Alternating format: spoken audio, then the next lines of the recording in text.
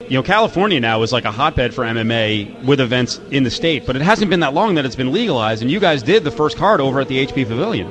Yeah, I'll tell you, that was our entry into the mixed martial arts world. Before that, I was working for K1, and we were doing kickboxing for ESPN, and we had an opportunity to be the first licensed promoter to do MMA in California, so I talked to Frank Shamrock. I said, Frank, is it something you want to do? Because if you want to do it, then I want to do it. Yeah. I think it'd be cool. Let's just try it and see what happens. And we did the first one. And, I remember the day of the fight going, getting a call from the arena actually saying, well, you guys sold out.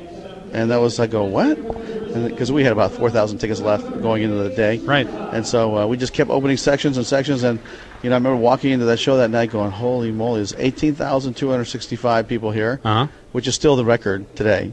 So, in California or nationwide? No, nationwide. Oh, wait. No, for paid attendance. Paid attendance. Oh, okay. What event would argue with that one? Is that the Columbus event by UFC? I think it was, but I think that they didn't get 18. Ask Dave Meltzer. You got to ask Dave Meltzer. Okay. But we don't like to give a lot of comps away. But Dave Meltzer has all the details. All right, we'll talk to Dave when he walks out. All right, there you go. First little shot at UFC. And Scott's not apt to do that. By the way, we had on, I'm sure you know him, Reed Harris from WEC the other day, and Reed was taking a little shot at you guys. He is now part of the Zuffa umbrella. He said that you guys keep recycling fighters, and there's no direction to your fights. Uh-oh. Well, you know what? I like Uriah Faber, but other than that, I really can't remember who's fighting over there. So. Wow, look at this.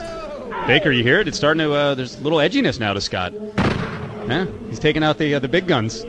No, honestly, I wish everybody well. I mean, this is a martial arts industry where everybody can participate, and I hear WEC got renewed on Versus or whatever station they're on. So good for them, and you know what? Good for us. Good for UFC. Good for everybody. How about good for the fighters? This next Absolutely. year and the end of this year is easily the most competitive period ever for the fighters because now.